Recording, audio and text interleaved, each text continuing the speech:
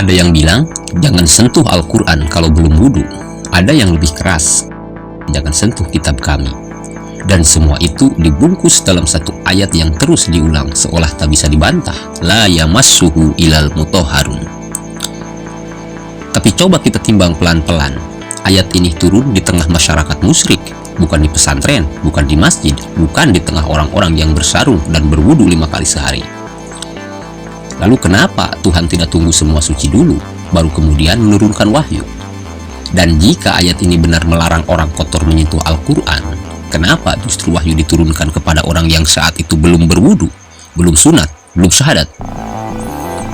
Nabi Muhammad belum menyatakan Islam secara terbuka ketika wahyu pertama turun, belum membaca basmalah, belum membaca niat, tapi Jibril tetap datang, wahyu tetap turun, firman Tuhan tetap mengalir. Jadi pertanyaannya, siapa sebenarnya mutahharun? Orang yang basah karena wudhu atau hati yang bersih meski belum kenal fikih? Kalau ayat itu artinya tak boleh menyentuh mushaf kecuali dalam keadaan suci, maka pertanyaan berikutnya lebih sederhana. Apa maksud menyentuh di sini? Apakah menyentuh lembaran kertas, menyentuh tinta, atau menyentuh makna dan isi? Lalu siapa yang bilang al-mutahharun itu orang yang berwudu? Tafsir siapa yang pertama kali menyebut itu?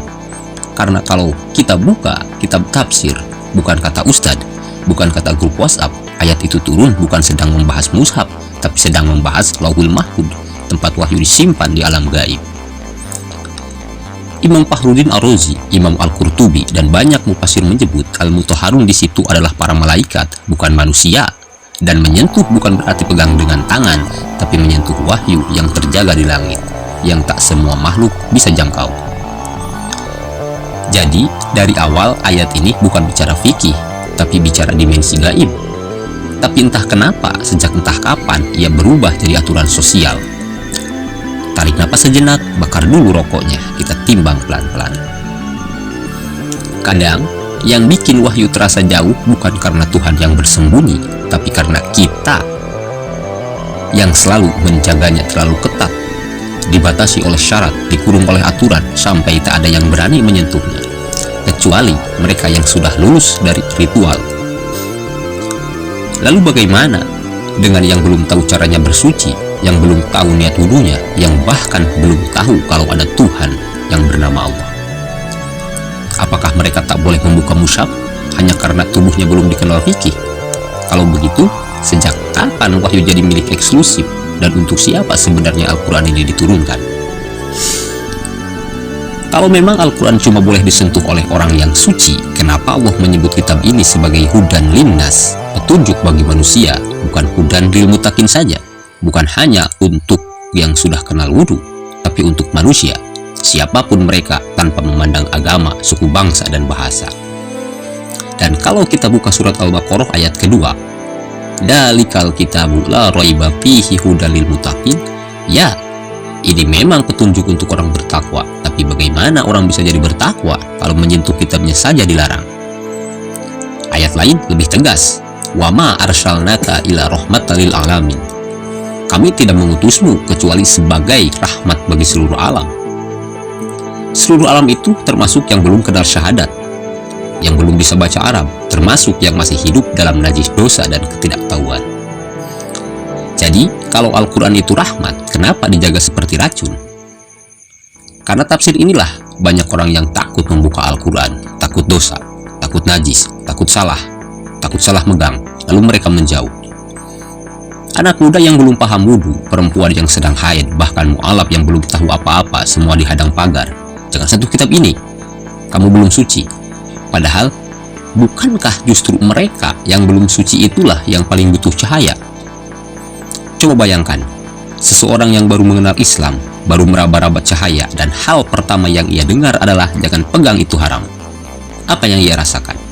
Al-Quran akhirnya tampak seperti benda keramat, bukan petunjuk. Ia jadi museum, bukan merkusuar. Padahal, bukan kitabnya yang berat, tapi kita yang menggantungi terlalu banyak aturan di pintunya. Tapi mari kita timbang pelan-pelan. Mungkin tafsir itu tidak muncul dari ruang hampa. Mungkin ia lahir dari kecintaan, dari keinginan menjaga kesucian wahyu agar tidak disentuh sembarangan. agar tidak dipermainkan oleh tangan-tangan najis. Karena zaman dahulu, di masa awal Islam, wahyu dihina, mushaf disobek, diinjak, ayat-ayat ditertawakan. Maka para ulama membuat pagar, tapi pagar yang dulu dibangun untuk menjaga, sekarang jadi pagar yang membatasi. Yang dulu untuk melindungi dari musuh, kini malah menjauhkan dari saudara kita sendiri. Maka sekarang, kita perlu timbang ulang, apakah tafsir ini masih relevan dalam masyarakat yang buta huruf Al-Quran? Apakah layak mewajibkan suci sebelum menyentuh, saat yang kita hadapi adalah generasi yang bahkan tak tahu Al-Fatihah? Kita tak sedang menyalahkan ulama, kita sedang menyadari perubahan zaman dan menimbang ulang agar cahaya tetap bisa sampai tanpa redup oleh pagar-pagar yang kita bangun sendiri. Kalau memang pagar itu kita bangun sendiri, maka kita jugalah yang harus berani membuka kuncinya.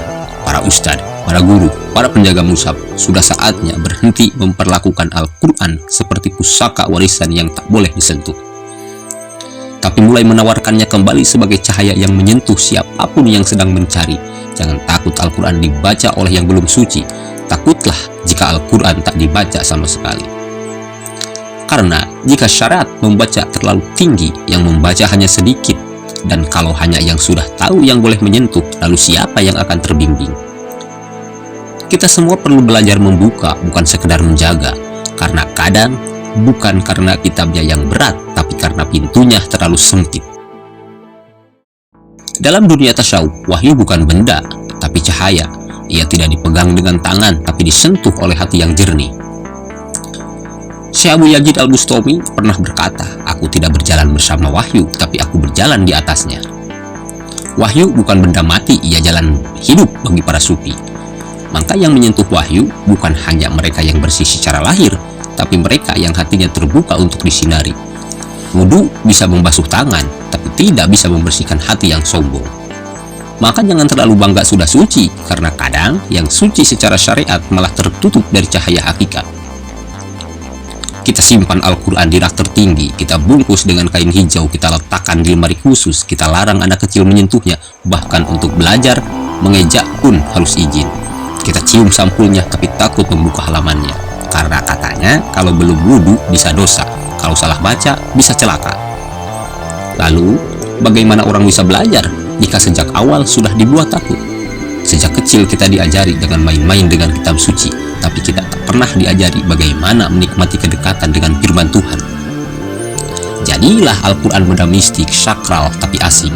Dijaga dengan penuh aturan, tapi dibaca dengan penuh kegugupan. Seakan Tuhan marah jika ayatnya tersentuh oleh jemari yang belum hafal niat.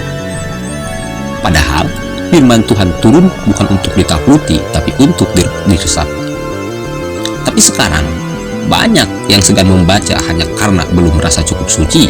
Kita terlalu sibuk menjaga sampai lupa membuka, terlalu khawatir akan najis sampai lupa bahwa ayat itu menyucikan. Kalau Al-Quran hanya boleh dibaca oleh yang bersih, maka siapa yang akan mendapat petunjuk? Kalau cahaya hanya boleh disentuh oleh yang sudah terang, maka kapan yang gelap akan tercerahkan? Jika wahyu adalah cahaya dari Tuhan, maka ia tidak seharusnya dikurung. Ia tak butuh pagar manusia, ia butuh hati yang berani membuka. Kita terlalu takut Al-Quran dinodai sampai lupa bahwa justru ayat-ayat itu turun untuk menyucikan siapapun yang tersentuh olehnya. Maka jangan biarkan orang jauh dari wahyu hanya karena mereka belum kenal syarat. Karena tugas kita bukan menjaga surga untuk diri sendiri, tapi membuka jalan agar lebih banyak yang pulang. Jangan karena takut najis, kita halangi orang yang haus. Jangan karena terlalu menjaga, kita malah jadi penghalang cahaya. Ini bukan suara kaum liberal, bukan juga pembela kebebasan tanpa batas. Ini suara dari arah yang berbeda, suara penimbang. Dan sampai saat ini kita belum selesai. Selanjutnya kita akan bahas, benarkah orang kafir haram menyentuh Al-Quran? Atau jangan-jangan kita yang terlalu cepat menghukumi, karena kita akan terus buka lembaran demi lembaran, bukan untuk menggugat, tapi untuk menuntun pulang.